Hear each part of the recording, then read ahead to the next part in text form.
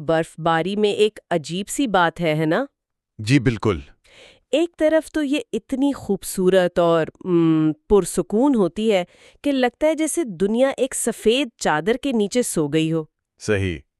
لیکن دوسری طرف وہی برف، وہی خاموشی جانی پہچانی جگہوں کو بالکل اجنبی اور کبھی کبھی بہت ڈراؤنا بنا سکتی ہے۔ اور یہی اس کی سب سے دلچسپ بات ہے۔ دیکھیں، جب ماحول اتنا خاموش اور الگ تھلگ ہو جاتا ہے تو ہماری ساری حسیں تیز ہو جاتی ہیں۔ اچھا۔ ہر چھوٹی سے چھوٹی آہٹ بہت بڑی لگتی ہے۔ یہ تنہائی ہمیں شک میں ڈال دیتی ہے کہ جو میں نے ابھی سنا کیا وہ سچ تھا؟ یا میرا دماغ مجھ سے کوئی کھیل کھیل رہا ہے؟ بالکل۔ چلیں اسی خیال کو لے کر اپنی پہلی کہانی میں اترتے ہیں۔ ایک شخص ہے، وہ برف باری کی ایک رات میں چہل قدمی کے لیے نکلا ہے۔ ٹھیک ہے۔ جنگل کے قریب ایک پگڈنڈی پر چل رہا ہے، برف گرنے کی ہلکی ہلکی آواز سے لطف اندوز ہو رہا ہے، سب کچھ پرسکون ہے، لیکن پھر اسے ایک آواز سنائی دیتی ہے۔ ایک بچے کی آواز؟ جی، ایک بچے کی، ایک ایسی جگہ پر جہاں کسی کا ہونا ممکن ہی نہیں لگتا۔ اور یہیں سے بے چینی شروع ہوتی ہے، ایک پرسکون ماحول کی توقع اور ایک بچے کی غیر متوقع آواز کا یہ ٹکراؤ۔ پہلے تو صرف ایک ہیلو کی آواز آتی ہے، وہ شخص گھبرا کر ادھر ادھر دیکھتا ہے، لیکن دور دور تک کوئی نہیں ہوتا۔ وہم سمجھا ہوگا اس نے۔ بالکل، وہ اسے اپنا وہم سمجھ کر آگے بڑھنے لگتا ہے کہ آواز پھر آتی ہے، اوپر دیکھو بے وقوف۔ اوہ! وہ نہ چاہتے ہوئے بھی اوپر دیکھتا ہے اور اس کے رونگٹے کھڑے ہو جاتے ہیں۔ کیا دیکھا اس نے؟ ایک درخت کی بہت اونچی شاخ پر، جو زمین سے کم سے کم 20 فٹ بلند ہوگی، ایک 9 سال کا لڑکا بیٹھا ہوا تھا۔ 20 فٹ؟ جی، اور وہ اسے دیکھ کر مسکرا رہا تھا۔ ایک منٹ، یہاں رکتے ہیں۔ درخت پر چڑھنا ایک بات ہے، لیکن اتنی اونچی شاخ جہاں کوئی سہارا ہی نہ ہو، یہ وہ لمحہ ہے جہاں کہانی ایک عام ڈراؤنے خواب سے نکل کر کسی اور ہی دائرے میں داخل ہو جاتی ہے۔ اور اس کی مسکراہٹ، وہ بھی کوئی عام مسکراہٹ نہیں تھی، وہ ایک بہت چوڑی غیر فطری مسکراہٹ تھی، جیسے کسی نے چہرے پر کھینچ کر بنا دی ہو۔ مطلب جیسے اسے مسکرانا آتا ہی نہ ہو؟ جی، لیکن جو سب سے خوفناک بات تھی وہ کچھ اور تھی۔ درخت کے چاروں طرف تازہ برف کا ایک سفید قالین بچھا تھا، اور جس پر قدموں کا ایک بھی نشان نہیں تھا۔ بالکل، یہ ناممکن ثبوت کا نہ ہونا یہ ہمارے اس خوف کو نشانہ بناتا ہے کہ کچھ ہستیاں ہمارے مادی قوانین سے بالاتر ہیں، وہ ثبوت نہیں چھوڑتی۔ تو اس کا مطلب یہ تھا کہ اس کا مطلب صاف تھا، وہ لڑکا برف باری شروع ہونے سے پہلے سے وہاں بیٹھا تھا، یعنی تقریباً 1 گھنٹے سے، اس شدید سردی میں۔ یہ بات کسی بھی منطقی وضاحت کو رد کر دیتی ہے۔ لیکن یہ بھی تو ہو سکتا ہے کہ شدید برف باری میں پرانے نشانات بھر گئے ہوں۔ شاید، لیکن اتنی جلدی اور اتنی صفائی سے نہیں کہ ایک بھی نشان باقی نہ رہے۔ اور پھر آگے جو ہوا وہ اس امکان کو بھی ختم کر دیتا ہے۔ وہ شخص اس سے پوچھتا ہے کہ وہ وہاں کیسے چڑھا، تو لڑکا ہنس کر کہتا ہے یہ تو ایک راز ہے۔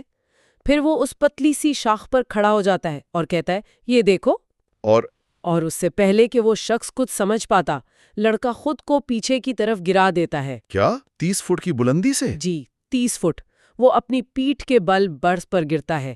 ایک ایسی خوفناک آواز آتی ہے جیسے ہڈیاں ٹوٹ گئی ہوں۔ اوہ خدایا! وہ شخص یہ سوچ کر اس کی طرف بھاگتا ہے کہ وہ مر چکا ہوگا، لیکن اس کے پہنچنے سے پہلے ہی وہ لڑکا ایک جھٹکے سے اٹھتا ہے۔ اسے خراش تک نہیں آئی۔ وہ خراش تک نہیں، اور پھر وہ قہقہے لگاتا ہوا جنگل میں بھاگ جاتا ہے۔ یہاں خوف کی نوعیت بدل جاتی ہے۔ یہ صرف ایک عجیب و غریب منظر نہیں رہا، یہ فطرت کے اصولوں کی کھلی خلاف ورزی ہے۔ بالکل۔ اور یہ خوف جسمانی حملے میں بدل جاتا ہے۔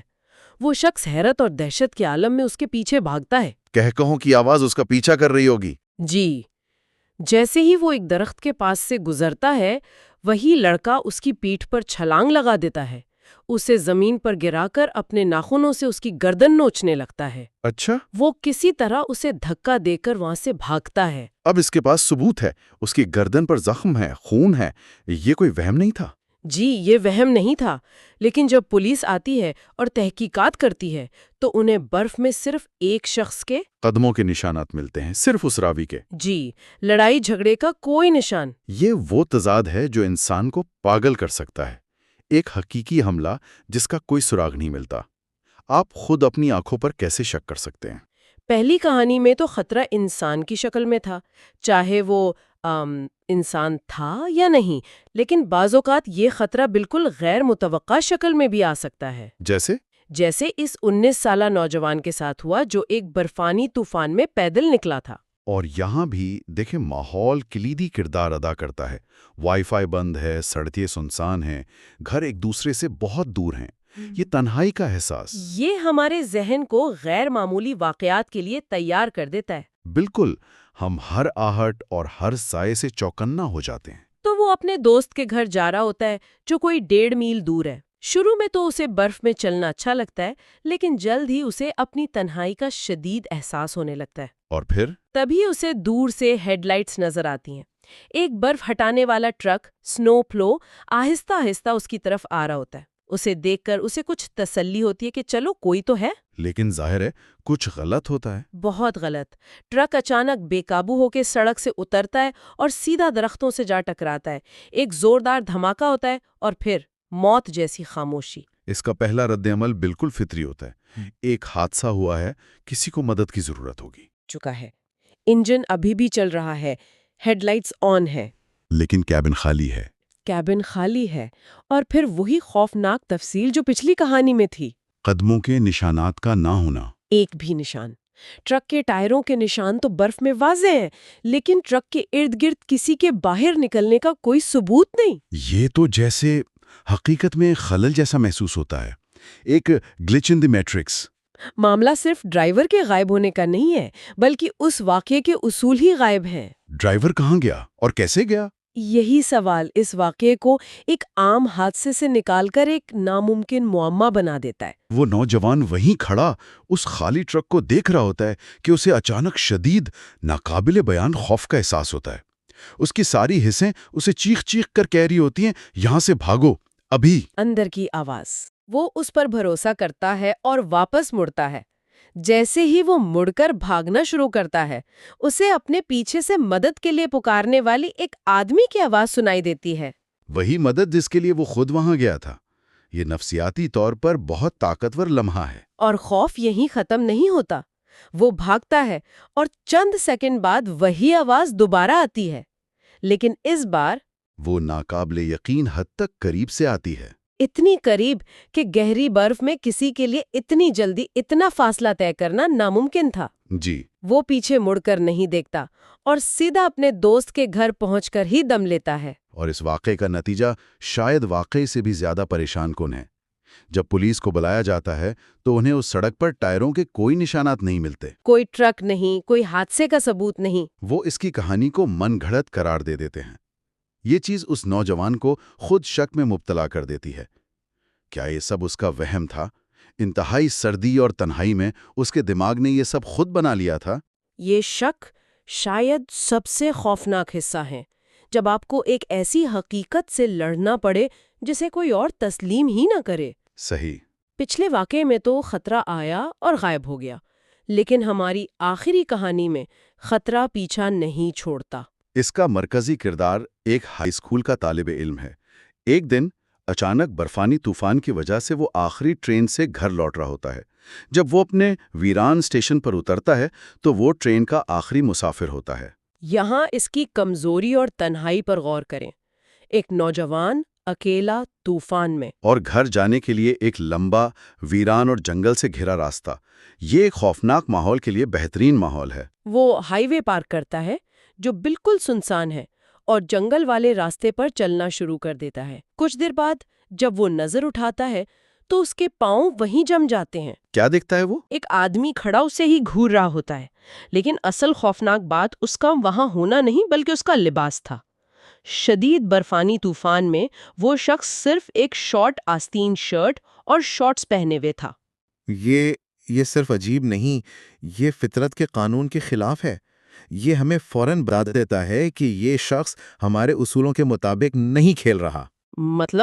مطلب اس طرح کے لباس میں کسی بھی انسان کو چند منٹوں میں ہائپوتھرمیا سے مر جانا چاہیے، نہ کہ وہ توانائی کے ساتھ کسی کا راستہ روک کر کھڑا ہو۔ اور اس کے چہرے پر ایک پاگلوں جیسی مسکراہٹ تھی۔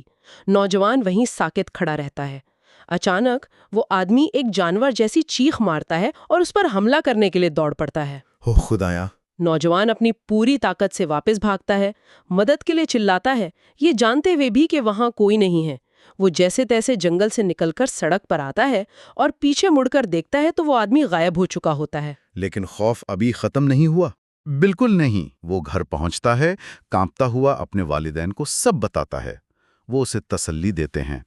कुछ घंटे गुजर जाते हैं, वो सोने की कोशिश करता है। लेकिन उस आदमी का चेहरा और उसकी चीख वो उसके जहन में गूंजती रहती है। रात की किसी पहर उसे अपनी बेडरूम की खिड़की पर किसी शाख के टकराने की आवाज आती है। वो ये सोचकर पर्दा हटाता है कि शायद कोई दरख्त की शाख होगी और उसका दिल हल्क में आ जाता है। वही आदमी। खिड़की के बाहर वही आदमी खड़ा होता है, उसका चेहरा शीशे से सिर्फ चंद इंच के फासले पर। ये दहशत की इंतहा है। अब वो इसे वाज़े तौर पर देख सकता था। सर्दी से उसकी जिल्द जामनी पड़ चुकी थी, वो गंजा था और उसकी आंखें उसे ही घूर रही थीं। वो खतरा जिसे वो जंगल में पीछे छोड़ आया था, अब उसकी सबसे महफूज जगह, उसके घर, उसके कमरे में आ पहुंचा है। घर की हिफाजत का एहसास एक लम्हे में चकनाचूर हो जाता है। उसका बाप शोर सुनकर फौरन कमरे में आता है और उस आदमी को भागते हुए देख लेता है। वो पुलिस को बुलाते हैं, लेकिन जब तक पुलिस पहुंचती है वो जा चुका होता है। और कदमों के निशान? इसका बाप पुलिस से कहता है कि वो बर्फ में कदमों के निशानात का पीछा करके उसे पकड़ सकते हैं, लेकिन पुलिस ऑफिसर ये कहकर इनकार कर देते हैं कि वो रात के वक्त जंगल में नहीं जाएंगे। और बस मामला वहीं खत्म हो जाता है। जी। और यही इस कहानी का सबसे मायूस कुन पहलू है। कोई नतीजा नहीं निकलता, कोई वजाहत नहीं। वो आदमी जिस तरह पुरअसरार तौर पर नमूदार हुआ था, उसी तरह गायब हो गया। पीछे सिर्फ एक ना खत्म होने वाला खौफ छोड़ जाता है। और ये सवाल कि क्या वो वापस आएगा? अगर हम इन तीनों कहानियों को एक साथ देखें तो कुछ चीजें बिल्कुल साफ नजर आती हैं। पहली तो बर्फ की वजह से पैदा होने वाली शदीद तन्हाई। जी। दूसरा, ऐसे किरदार जिनका वजूद ही नामुमकिन लगता है। एक लड़का जिसे गिरने से चोट नहीं लगती, एक ड्राइवर जो हवा में तहलील हो जाता है, और एक आदमी जिसे जानलेवा सर्दी असर नहीं करती। बिल्कुल। और आखिर में हुकाम का अदम यकीन या सबूत की कमी, जो गवाहों को खुद अपनी जहनी हालत पर शक करने पर मजबूर कर देती है। जी हाँ। और ये कहानियां हमारे एक बुनियादी खौफ को जाहिर करती हैं, जब जानी पहचानी चीजें अजनबी और खतरनाक बन जाएं। एक बर्फपोश जंगल खुद खौफनाक नहीं होता, लेकिन ये एक खाली कैनवस की तरह है। बिल्कुल एक खाली कैनवस जिस पर हमारा जहन अपने बदतरीन खौफ की तस्वीर बना सकता है। इन वाक़यात की कोई मंतकी वजाहत ना होना ही सबसे ज्यादा परेशान कुन हिस्सा है। ये हमें इस एहसास के साथ छोड़ देता है कि हमारी दुनिया इतनी महफूज नहीं है जितना हम समझते हैं। इन वाक़यात को अक्सर इसलिए मुस्तरद कर दिया जाता है क्योंकि वो गवाह के अलावा कोई दूसरा जिस्मानी सबूत नहीं छोड़ते। लेकिन एक लम्हे के लिए सोचें, क्या हो अगर ऐसे वाक़यात का मकसद दूसरों के लिए सबूत छोड़ना हो ही नहीं? तो फिर मकसद क्या है? क्या हो अगर उनका वाहिद मकसद सिर्फ उस एक शख्स पर एक ऐसा अनमिट निशान छोड़ना हो जो उन्हें देखता है? क्या हो अगर याददाश्त खुद ही सबूत हो?